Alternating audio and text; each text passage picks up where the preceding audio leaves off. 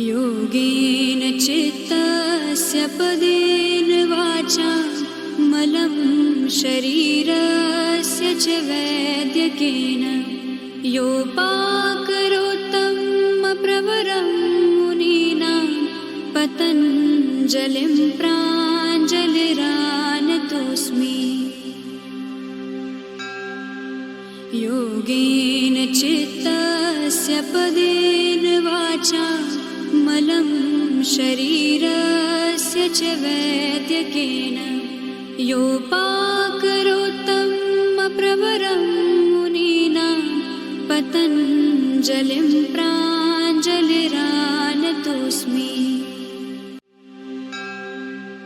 योगेन चित्तस्य पदेन वाचा मलं शरीरस्य च वैद्यकेन योपाकरोत्तमप्रवरं मुनीनां पतञ्जलिं प्राञ्जलिरानतोऽस्मि।